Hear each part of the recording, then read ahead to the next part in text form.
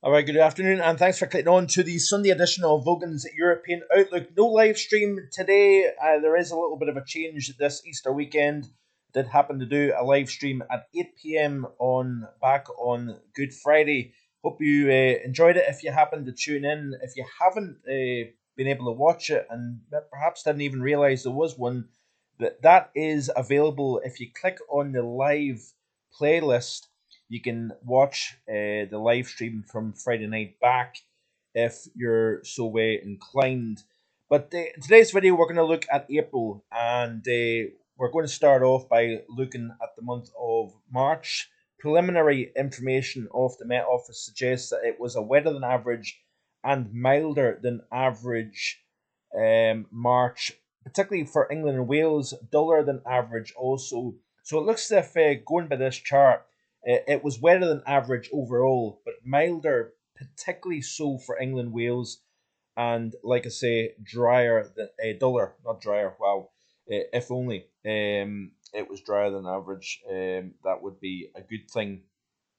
The problem that we have is that despite the fact the MJO has been in favourable phases for cold, in other words, 7, 8, and 1, and also we've seen the major southern stratospheric warming, the third of which took place in the last couple of weeks, we have seen very little in the way of any cold conditions on our side of the hemisphere. This is the 2 meter temperature anomalies, by the way, for the month of March up until yesterday, and you can see the continent is firmly warmer than average. Now, the problem that we have with a phase 7, 8, and 1 MJO stratospheric warming, that leads to high latitude blocking, and that is something that we are going to see. The problem that we have is that we are going to maintain this wet theme.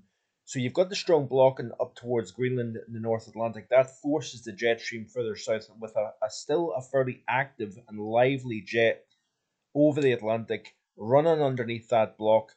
We will continue to see wetter than average conditions, a bit of a hose pipe coming in from a southwesterly direction into the UK. And the problem is, we've seen already the very wet autumn, we've already seen the very wet winter, and it looks as if autumn, spring, should I say, is going to maintain this wet theme.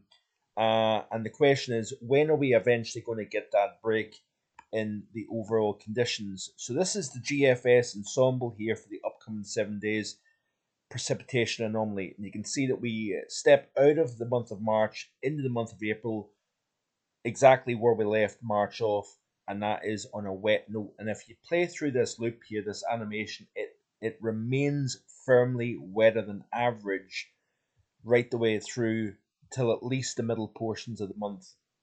And looking at the 500 millibar geopotential height anomalies, you can see exactly why that's the case. So we've got the negative over the UK, but the core extending back, a bit of a tail here in the means, extending back to the southwest. Unfortunately, with high pressure over Central and Eastern Europe, combined with that negative just to the west of the UK, that's a warm flow for one, but also a moist flow.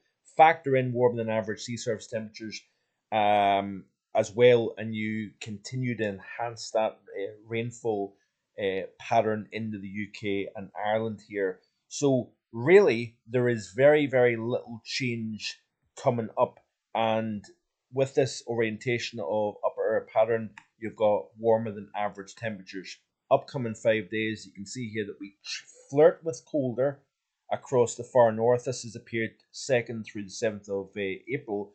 But look at England, Wales, all the way up to the central belt, warmer than average. Ireland, UK, overall, Northern Ireland as well. And look at Europe, still riding that warm theme. And it looks as if it maintains itself right the way through at least the first half of April.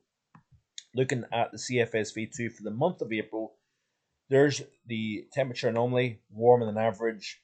We've got wet than average conditions. That is an impressively wet anomaly, by the way.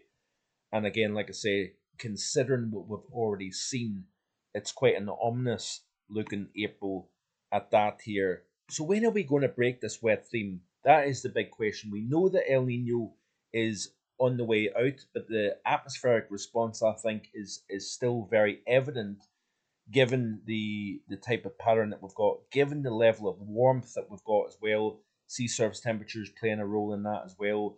We've got the block into the north forces the jet south. Then that jet stream is then over already what typically would be considered relatively warm waters down in the subtropical Atlantic. Factor in warmer than average warm waters to start with, and you've got that added fuel in the jet as well. So we've got all the ingredients coming together for another warmer and wetter than average month. And the big golden question is going to be, when do we eventually break this type of pattern? I really simply do not know that. So, yeah, so that is pretty much what's happening at the moment. We're moving away from what has been a very, very wet start to spring. It looks as if it's going to maintain itself through the middle portion of the spring, and I don't really see any big change in the foreseeable future, I'm afraid. So, slight burr of bad news if you're looking for dry weather, I'm afraid. But yeah, it is what it is. Like, share, and subscribe, and I'll see you again tomorrow with more. Bye for now.